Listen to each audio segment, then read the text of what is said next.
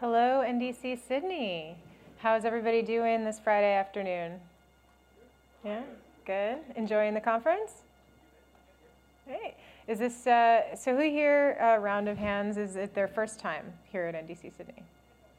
Wow, most of you, cool. So that means that you haven't seen me before, most of you. That's pretty cool. So last year was the first time that I came to NDC Sydney, and it's only my fourth time in Australia. So I'm really happy to be back here. I'm glad that they invited me. So this is a UI talk. So if you are not interested in UI, you are in the wrong room. Just want to make sure, because I know there's been people that are like, I read the abstract and the talk wasn't what I thought it was. So I just want to make sure this is about UI. So you can so we're going to be talking today about clean UI and anticipatory design. These are two things that I am really passionate about, and it should be a really fun talk. So a little bit about me. If you have never heard of me before, never seen me, haven't read any of my articles, or just have managed to avoid hearing anything about me before, I am one of the founding employees of Evernote, which many of you probably have installed on your phones. So you're welcome for that. It comes automatically installed, which is why many people around the world already have it. I also write columns for Inc. and Forbes and Tech.co, which means that I'm responsible for a lot of the clickbait that you see on the internet. And I've won lots of awards for design and entrepreneurship and stuff I do for women and for education, including some stuff that I've done here. But the most important thing about me is that I actually have most of my career been focusing on customer experience. So even though I'm a CTO, the unique thing is that I focus on customer experience first. So that is something that most engineers spend little to no time on. Because if you're thinking about making sure the product works or the features are best or whatever, but you barely ever think about what the experience is for the customer. So it's not exactly design first thinking, but it's similar to that, and that's my expertise. So the first thing that I want to bring up to you right now is that we make about 35,000 decisions a day. This is from research by some guys at Cornell University, which may not be important to you here, but it's a pretty big, important school in the States. Where I'm from, and those 35,000 decisions are both conscious and unconscious decisions, including things like when I suggested that this is a UI talk, you made the decision to stay in here. I made the decision to wear this red shirt today, even though I'm freezing most of the day because of it. So these are decisions that we're making all day. So as designers, when we are designing products for people, we are unfortunately creating more decisions for people.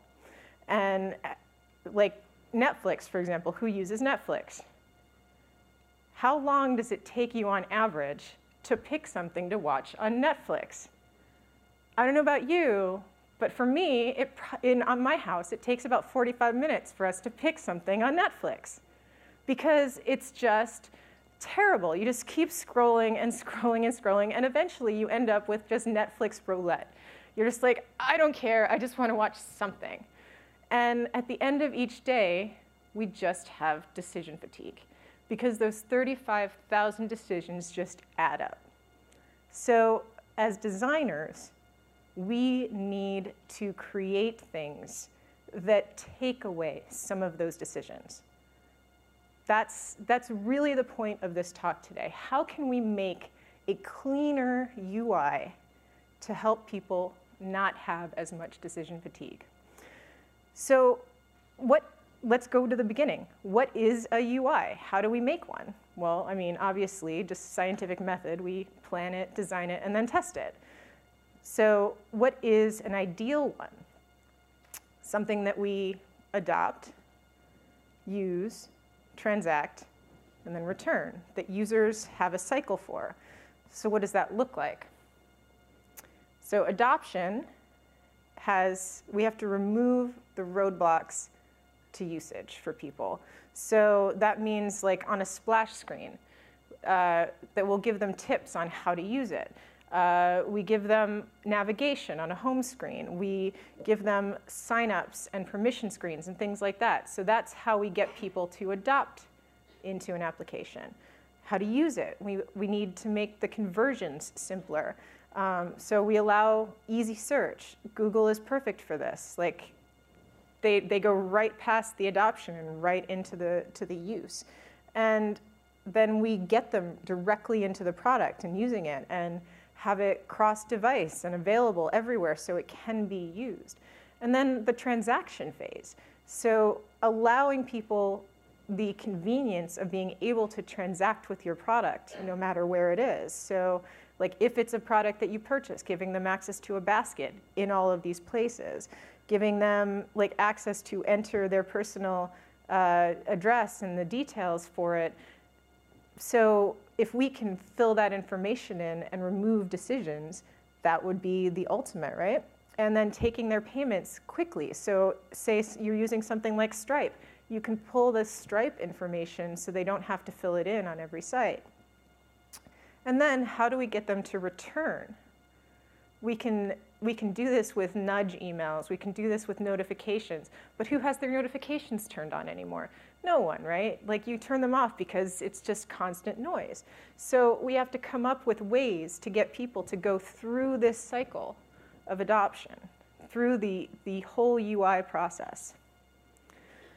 So the first key is you need to help people find information quickly. Whatever it is that you are designing, they need to be able to see what they want quickly. So, for example, Tinder, everybody loved it because you could just swipe. And they're like, oh my gosh, this is revolutionary. That's why everybody cloned, like everything was a Tinder clone forever. Because swipe left, swipe right, it's intuitive. Facebook's press and see, like again, it's intuitive. People hated it for a second, but then now everything is being designed that way because it's intuitive. And this kind of thing, where you can slide, these allow people to make immediate action to find the information they need without having to go anywhere, without having to make additional decisions. Because even if it's go to another web page, even if it's press a button, that's more decisions that your brain have to make, which is adding to that decision fatigue. So we have to come up with new ways to reduce that. And remember, people don't read. Like, okay, I spend about 3 hours a day reading, but I am very unusual. I mean, and that's in addition to the stuff I read for work every day. But your users will mash a button, like whatever big yellow blinking button that you put in the middle of your app, that's what they're going to press. So if you put the cancel button in the middle of the app, unfortunately, that's the one they're going to press. If you read recently, in the States, we've had this, the latest startup billion-dollar app to go bankrupt is called MoviePass. And people were canceling it in droves. Unfortunately, they couldn't cancel it because people weren't reading the actual cancel page. And so even though it said very clearly, just enter your reason for cancellation and then you can submit, people were like, I can't cancel, it's not working, because nobody read that there was a required field. And there was no error message popping up that said required field not filled. So just remember that people aren't going to read all of the helpful information that you put on your page. So even those helpful tutorials and walkthroughs and things that you put through, unless there's an image that shows them clearly what they're supposed to do, it's not helpful. And choose your fonts wisely. Because if you've got a terrible, thin font that is white on white background, it's going to be hard for some people to read. Now, this may seem really easy to read, and some of you know exactly what this is from. And that makes it easier for you to read it. But this is much easier on the eye to read. So who here would like to volunteer what that's from? Yes, so that's Fresh Prince.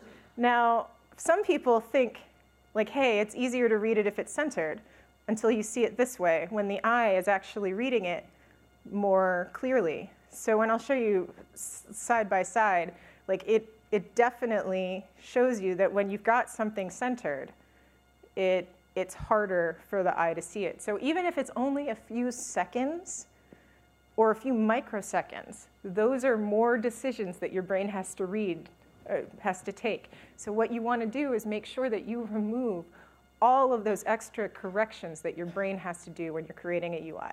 So for the rest of this time, you will notice that there are some things that I have centered on here and some things that I have justified. And the reason that I may have some things centered is because it's the only sentence on the page.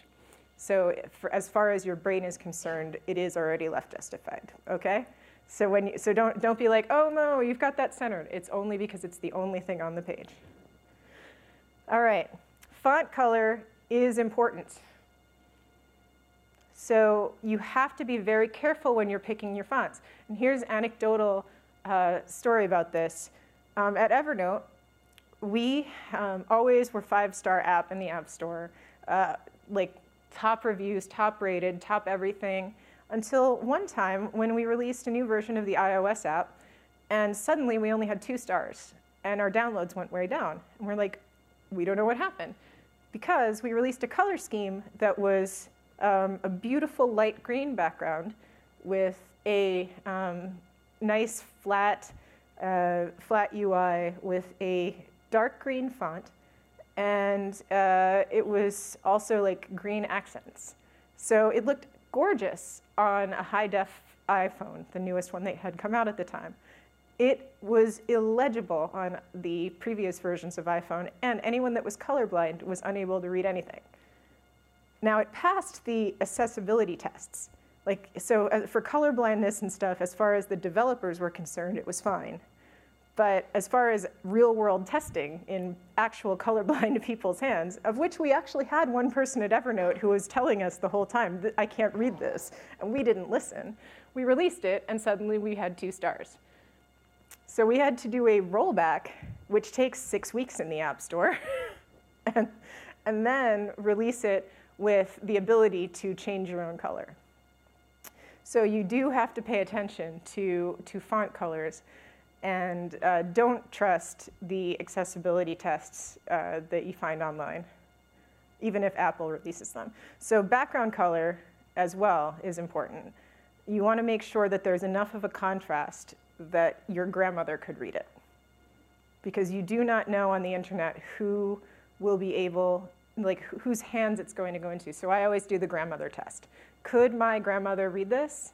If not, then it's not good enough. And this is something that a lot of designers get upset about, because they're like, but my beautiful thing has to, like, I have this great Retina screen that I can use all of the pixels and it's going to look great, and I can use really small, fine characteristics. You're the only one that's ever going to see that. You're the only one that's ever going to notice all of that detail. Even the people in your company that you show this to will never notice that you put like your little signature in tiny pixels in the side. And that's the point. If you're putting an Easter egg in your images that you're designing, then that's all on you, but your customers won't notice. Make sure they can read it and they can use it, and don't add extra stuff. But user satisfaction and responsiveness go hand in hand. So if you're adding extra, if you're making your GIFs, if you're making your images so large that it's slowing down your app, then your customers are going to be upset. So make sure that whatever you're doing is like keeping your app responsive to touch. So how to be responsive? Do as little as possible. So if you want all sorts of features and you want to make sure that you have the most like bells and whistles in your app, great. Hide them in a menu. that can be accessed by an Easter egg that you hit like 8 little things on to get to it. Otherwise, swipe or swipe. Come up with your special way that's intuitive enough for people to access it. And use as little as possible. Make sure that your libraries are small. So Xamarin is awesome, it's also huge. Like, make sure that whatever you compile is tiny enough that it's not going to take up a lot of time to download. That your images are going to compress, and that when you open your app, it actually does something. Like, you hit a button and it reacts. Because all of this goes to UI. If the user experience, like if the UI and the UX are not working in concert with each other, then no one is going to use your app, because you're going to be causing more things to churn in people's brains. And that's going to cause more decision fatigue. Does this make sense? Yeah? Okay, cool. So this is how people perceive responsiveness. If you show a busy indicator, so when you are doing something in the background, it's okay if it takes time, but you have to show people that something's happening. And people are actually fine with, like, you're loading. That's great. But if they're wondering, like, why their page isn't loading, then they're just going to keep hitting the button, refresh, refresh, refresh. Or they're going to do the worst thing and just leave your app entirely. But people are very forgiving nowadays of apps taking a while to do something, as long as they know it's doing something. Another thing is showing a progress bar. So as long as you have a progress bar, now it doesn't even have to be accurate.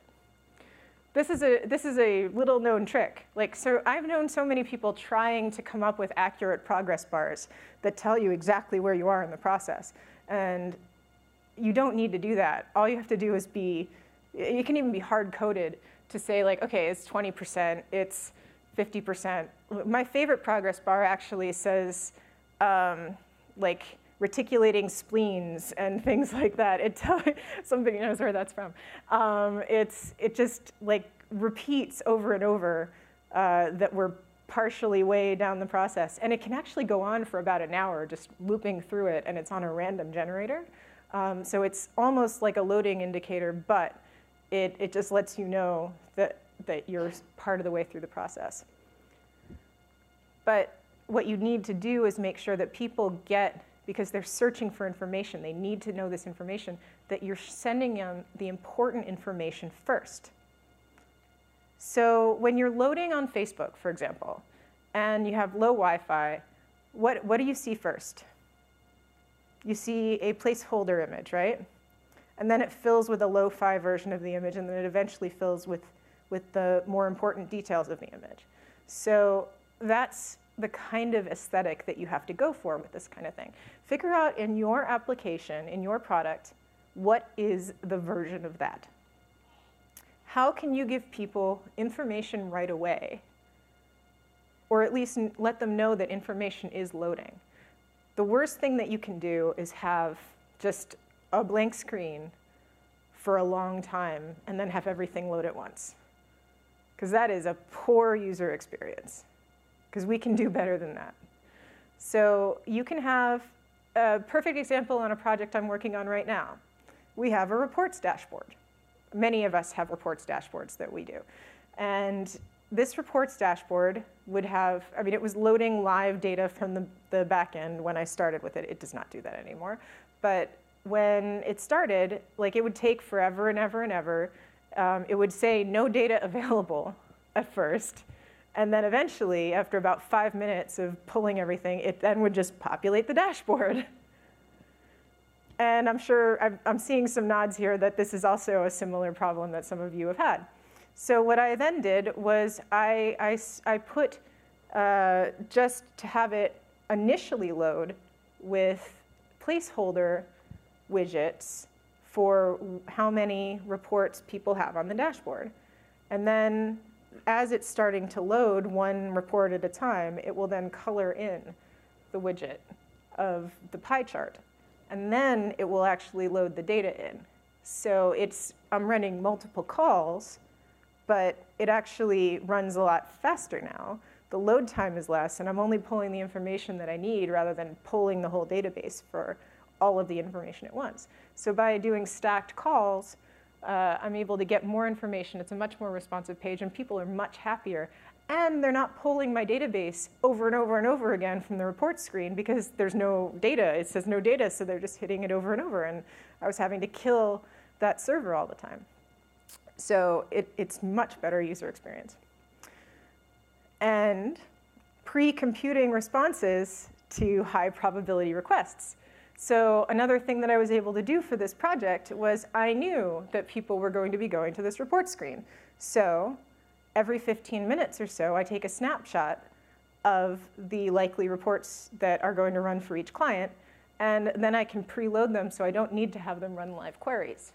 And you don't have to do it every 15 minutes. You can figure out, though, what people are going to run, and then you can put them on another database in other tables or something, and then query those. And you can figure that out for your own company. But then, here's an important thing. If somebody is just mashing a button, if they're trying to reload, rather than doing it by the order it was received on the server, you can do it by the priority of the request.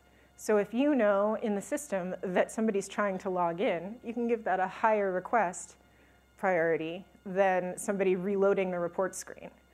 Or if you know that somebody's doing a password reset, then you can do that on another priority. So you can figure out what has a better priority. And these are things that people don't see on the front end, but make a very large difference from the front end. Because if you're waiting an hour for a password reset because somebody else put a whole big load on the server somewhere else, then that's terrible user experience. So what you need to do is design for common tasks. You have to figure out for your product, because every product is different, there are similarities, but every product's different, what are the most common tasks that people are going to do, and design for that. Then what are the least amount of effort, what are the most sensible defaults and canned solutions that you can come up with? Like what button could you press? Like if you were a bot, for example, and you were suggesting, like, press me and you will get all of these things, what would those things be in your product? This is one of my favorite new weather apps because you just set it up. You install it and it knows where you are. And rather than you having to tell it, like, what's the weather, you open it up and it's like, it's raining, look outside. And if you want more information, you press on it and it will tell you more information, but it's like, it's raining. Yeah, and it doesn't use the word freaking. It actually is a little more profane than that. But depending on, so if it's awesome weather outside, it will tell you, like, it's freaking amazeballs outside. Go, you better be out there right now. So these are things, like, it's easy design, like, it's delightful. So if you want people to, if you think about what you want your app to do, then you can do any of that. So how many users are going to need a particular feature? If you think about something and you're like, oh, well, 5 people are going to want this, so we should make it. I'm like, well, if you have 30 million people using your app and 5 people are going to want it, should we take time to develop it? No. Maybe eventually, after we finish all of the things on the bug log, which is also never going to happen. So what you need to do is really think through who is the target of the thing that we're trying to develop. And if you haven't thought through who is the target of your application, then that is something that you need to start and, like, go back and do before you continue development on whatever you're doing. Because you cannot come up with a user experience if you don't know who your users are. And here's a little secret. Most of the time, your users don't look anything like you. A lot of people say, oh, I'm designing for me. I'm designing for people that are like me. And then when it gets out into the wild, you're really designing for your grandmother. Because yes, it's wonderful to design products for yourself, but most of the customers out there look nothing like us. Because people like us come to conventions like this and we all know each other. And there aren't that many of us out there, but there's a lot of people out there that go to SoulCycle and are hanging out on the beach and are doing all, and nothing against SoulCycle. I'm sure there's a lot of people out in here that do that, but more people are not developers than are developers. So the people that are developers are not necessarily the ones that are going to use your app. So you have to think about things that you don't necessarily think about when you're designing it. Another thing, how often do people need your feature? This is one that knocks out a lot of things when I'm doing a product road mapping session, like a feature session, because it'll be on the board, we'll know that it's needed, we'll know that people want to use it, and then we realize that it'll only get used like once a year, or once a month, or once a whenever. Because even though a lot of people would love it, it's still not valuable enough to use. So we may design it as a functionality, but not put it front and center. So these are things to think about for user experience. Because the optimal UI depends on both. Will people use it? Do people need it? How often are they going to use it? These things go together. So if you've got something that is used often, it has to be right up front and center. And if you're not going to use it, then you can hide it. You can hide it in a menu. It doesn't need a button on the main screen. It doesn't need to be that big, shiny, blinking, like, book your flight right now kind of button. But if it's frequently used, it needs to be accessible easily. If it's your call to action item, then it needs to be front and center, easy for the user to use, and they need to be able to know that that's the thing intuitively that they're supposed to do. But remember, users actually don't mind going into a menu if they're not, if it's not something they're using all the time. So, like, who here, how often do you go to your profile to update your password or something like that? Like, probably once a month, maybe a lot less frequently than that, like no matter what app it is. And across the board, passwords are, like, password resets are hidden in your account profile, and we all know where they are, and they're not prominent up front and center because we don't do that every day. And users are fine with that. So what you need to do is be consistent. Whatever you are doing, like however you're designing your app, just be consistent about the fonts, the colors, the choices, the placement, all of it, and the voice that you're using in the app. Because this really goes to that responsiveness. This really goes to the experience for the user. If they don't have to think about what they're doing, if they don't have to think about the design, if they don't have to think about any of it, if everything's in the same place on every screen, then it's fewer decision time that they have to make. Now, you have to come up with common tasks. So if you have people, like if your application requires people to continue to go swiping or clicking like or something like that, then that's easy, right? If it's a game where you have to like connect dots or hit a button or something, that's great because you can be repetitive. If it's like a word processor where people are going to be typing all the time and then they have to be highlighting, and I mean, if it's complex, it's really hard to come up with common tasks. However, it still can be done. Unfortunately, you've got a lot of feature bloat with something like Microsoft Word, but they still have done really well at having a persistent menu where you can go in and just be like, okay, highlight, or click a button and highlight, or something like that. There's ways to give people a persistent kind of UI to allow them to do stuff like that. And the consistency needs to be for the user themselves, not for you. Like everything needs to be around the user. It needs to be thought of in a way that will take time away from more decisions a user has to make. So no matter what you're doing, like if you're adding a feature, if you're taking something away, come up with more, just make sure that it's towards a user's benefit. Because how many times have you tried to go into something like Word, you've seen a new menu and you don't know what that's for? Like you don't know why they've placed something in a new place, and you hope that it's, you just hope that they still have the option that you wanted.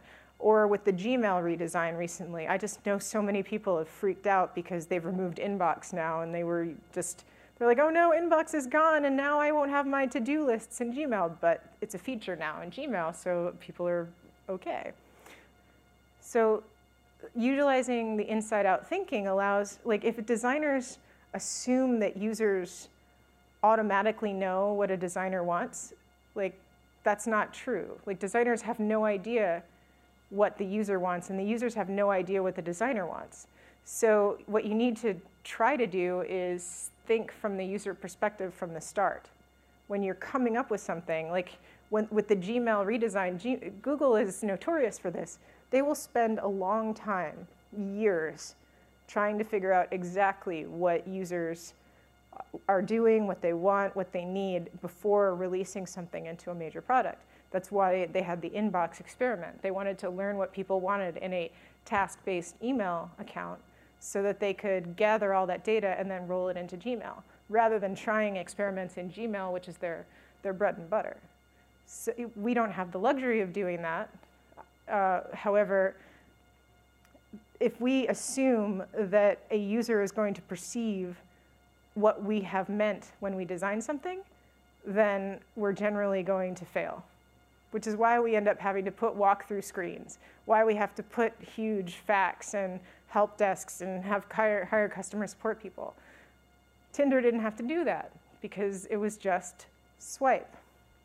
Gmail didn't have to do that because it was just clean email interface that you could just sign up for. So it's easy to get tunnel vision if you work on a project for a really long time. And it's really easy to fall into the ambiguity trap. What you need to make sure that when you're designing something that it makes sense, not just to you, but to the people that are using it.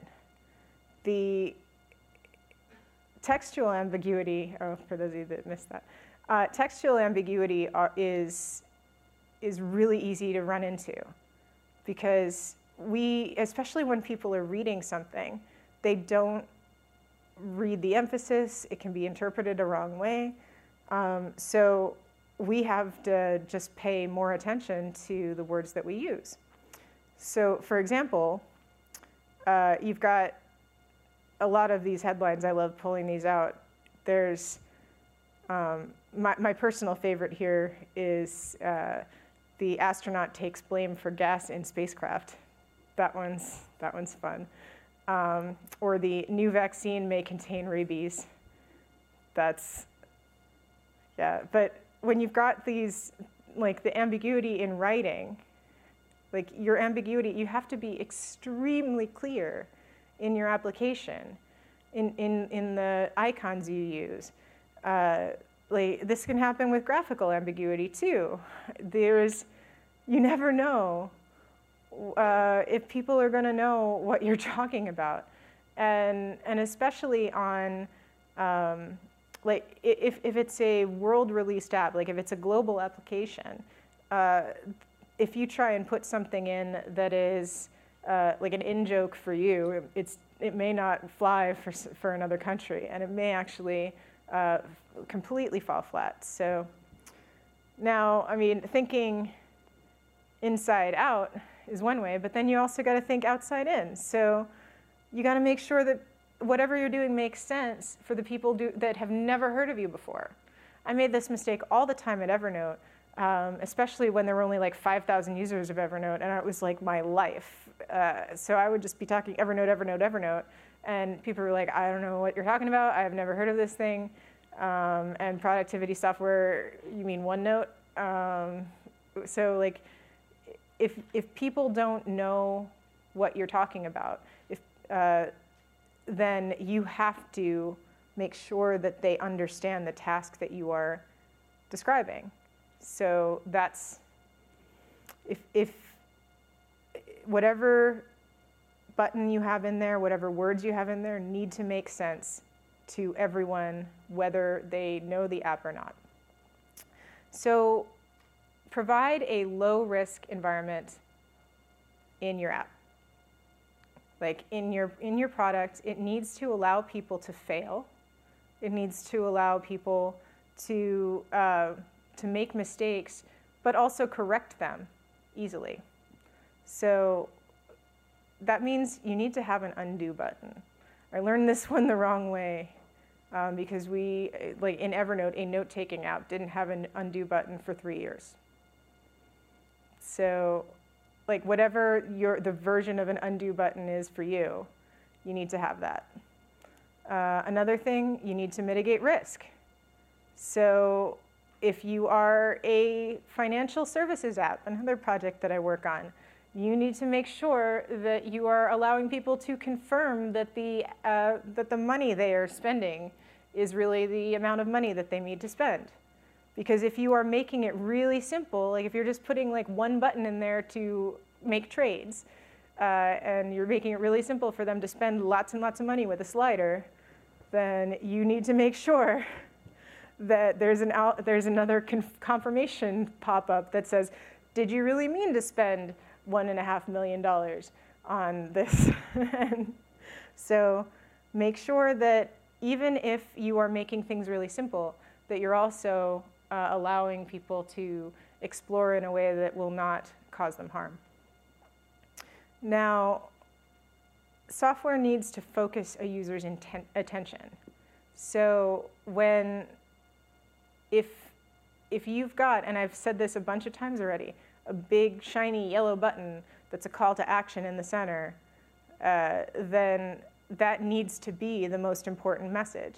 If you've got an image like right there telling them if it's in the center of their iframe, you need to make sure that that is the most important thing for them. If you're using certain colors or certain words or certain things, you need to make sure that people are getting that message from you. If you have a notification and it's popping up in gray, in tiny letters at the top or the bottom of the screen, that's not going to get across to a user. So all of these things go towards making sure your UI is done well. So here's an example of this. If you have a simple question that you're trying to get the answer to, like, is my boss in the office? There's certain things that you can do. Like, currently you could send an email and find out if he replies. Or you could call him on the phone and see if he answers, or knock on the wall or do something like that. But really the only thing you want to know is yes or no. Like, you want to know, is my boss in the office? So it doesn't matter how you did this. All you want to do is find out yes or no. So the way to do that is to design an interface that gets you that answer as quickly as possible. And no matter what you're designing, that's what you need to do. You need to just find the easiest answer, the easiest way to get the driving question. So what product are you creating? What question is your product trying to answer? And then find the easiest way to get that answer. So every medium, like a desktop or a mobile or an Alexa skill or any of these things, has its own pros and cons. So you have to figure out what the easiest, best way to get your answer for your customers. Now there's two main schools of design for this. One is participatory, where you have to get a lot of feedback from a user. You work with people, and they get full buy-in from you because you're going back and forth to get information. And it's kind of like the Google way. So they spend years creating separate products as their survey tool to find out exactly what customers need, and then they build it in. Now, there is a big risk with this one in that you can alienate people when their features don't get built. Because if they're participating, if they're saying, I want this, this is really important to me, and then it's not in the final product, then you could lose people. Then there's anticipatory design, where you're predicting what people will want. You're saying, this is what I believe people will want, and I'm not even going to ask. This is the way that a lot of companies are going down, but you need a lot of data already to do it. So but again, if you get it wrong, you lose the user. So if you've guessed wrong, then it's wrong. So to just kind of recap, like how to make a good UI, it's really quite simple. You make common tasks easy. You have to be consistent. Anticipate a user's needs. Make the information easy to find. And then get their participation. So even if you're not doing the participatory route, you still need people's participation in doing it. And the reason for that is because we need to collect data from them to find out if we've made correct predictions or not. If we have known that somebody, for example, with the Evernote example before, if we had known ahead of time that the green on green on green was not a great idea, we wouldn't have done it. But one person in the office we felt was an outlier. So unfortunately, in the wild, that one person was more than one. It was more than a lot. So with that, I can take some questions. So what questions do you guys have for me? Any? No? All right, well, oh, there we go. There's a microphone. What do you think about Amazon's one-click buy button? Because it kind of contradicts a lot of principles. So I actually think the one-click buy button is perfect. It's a perfect example of this because it's a great call to action. You've signed up in the background for, like you've given it your information of here are the things that I am willing to do, and then on each page it's just one click, one click, one click. Now the problem is it's on the desktop, it's a poor experience because it doesn't always work. So it often has to ask you extra questions, like, do you mean this address? Do you mean this credit card? Do you at least in the US, that's what happens. On mobile, it works perfectly. So I think it's a partially good implementation. Desktop needs work, mobile is perfect. So, and that's actually something that you have to worry about again when you're on different UIs. You have to pay attention to, are people using the desktop more? Are they using the mobile more? And maybe they shouldn't offer that on the desktop as an option. My question was more about the balance between the ease of use, like minimizing this use case to one click only, mm-hmm. and the second part you spoke about minimizing the risk. Because someone clicks and Kindle books are not that easy to get a refund for. You cannot undo it, so. So as far as that, I have multiple people, like, because I have a family account, and the one click goes throughout the entire family. I don't know if that does that here either.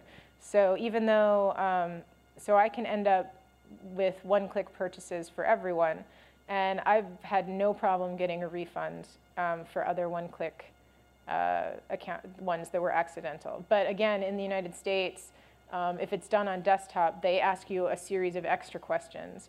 On desktop, on mobile, it's like that. And on Kindle, yeah, on Kindle, they ask you multiple things too. So it may be different here or in other countries.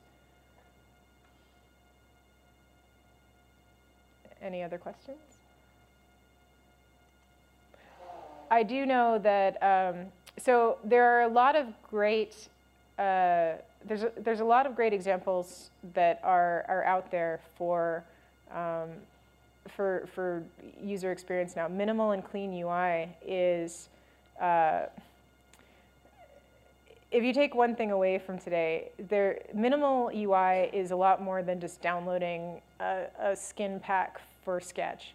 There's a lot of design science and thinking that goes behind it.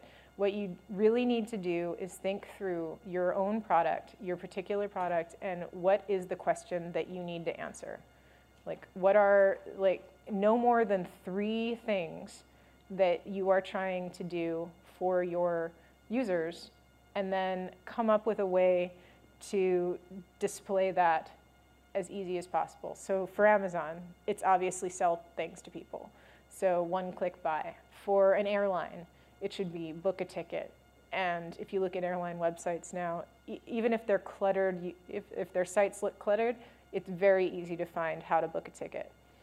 But no matter what your design aesthetic is, coming up with a beautiful, easy, responsive way to display that to your users so that they can access your information as quickly as possible is the basis of this. So the better the experience you can create, the more likely you are to keep users engaged in your product. Whether you're a daily active, a monthly active, a yearly active product, it doesn't matter. But there's no reason at all to be creating things, especially now when we have so many wonderful ways to do this. There's no reason to be using old kinds of UI skills and adding to that 35,000 decisions a day. So thank you for coming today, and have an amazing afternoon.